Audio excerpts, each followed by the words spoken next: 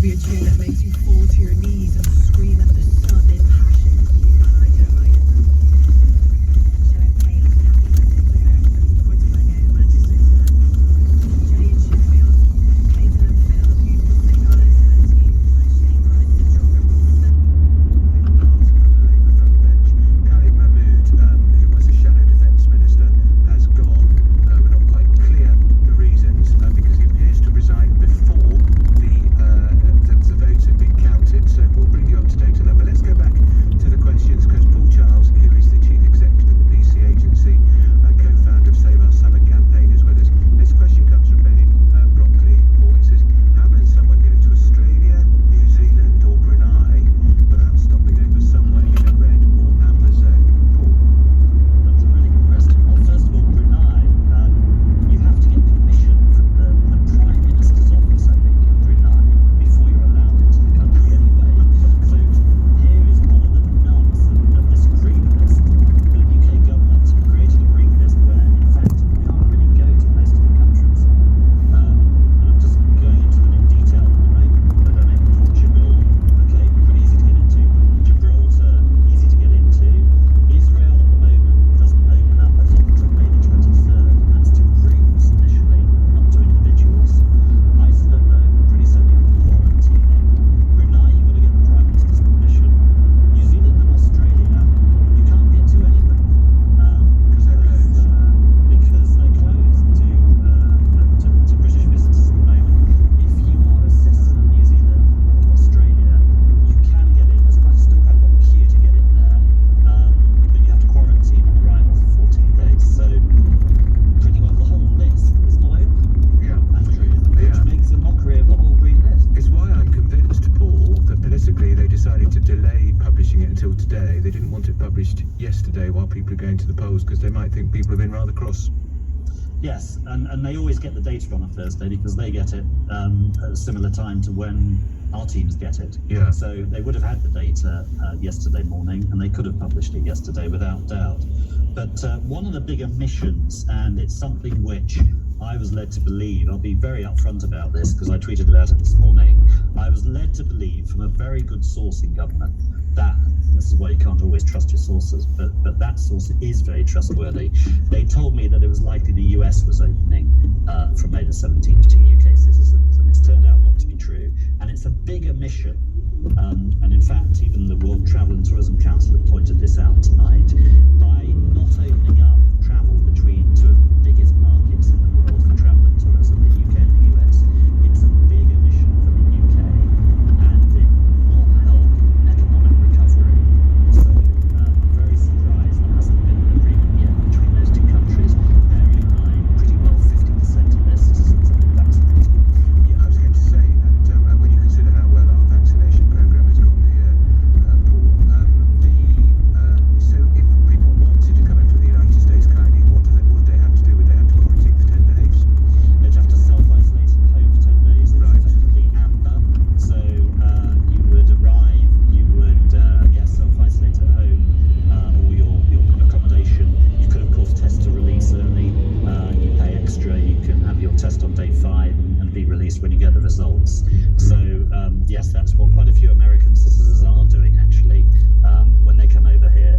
So if you have a test after 5 days and you're clear, you can then come out of the quarantine, can you, in amber? Out of the self-isolation, yes. So Right. don't forget there's a difference between hotel Yes. quarantine, as it's called, which you pay £1,700 for, Yeah. and self-isolation. I am actually in self-isolation at the moment, Andrew, Right. having come back from Mexico on Monday morning. That's an amber country. So I've had to do one test on day 2 after my arrival. Then I've test to release on day 5. And then when I get the results of that test to release, I am technically free, but I still have to take a test on day 8 as well to make sure I'm not carrying anything or not positive. And it's a complicated process. It's no wonder most people are put off from travel. Yeah, and how much do these tests cost, Paul? Well, for that first 3, if you like, so the day 2, the day 5, and the day 8, it's about £350. It's a lot of money.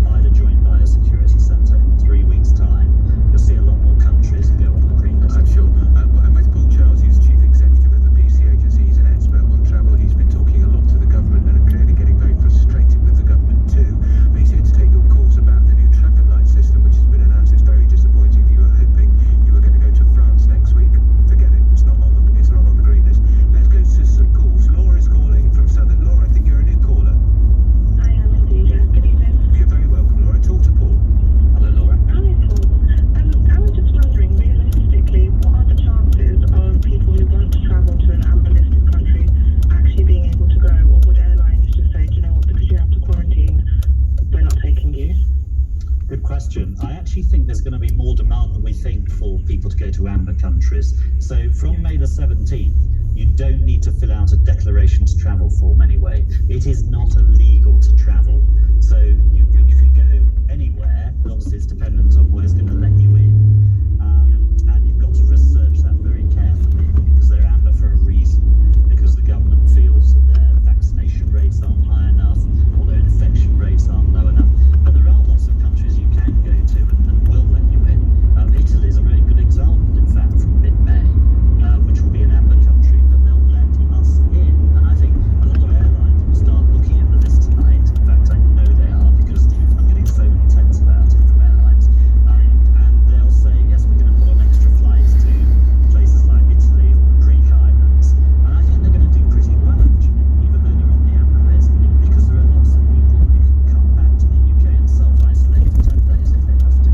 All right, thank you for that, Laura. I'm going to ask a question here from Kieran in Birmingham. I'm due to fly to Cancun in Mexico on the 25th of May. Am I right to assume that it'll be amber?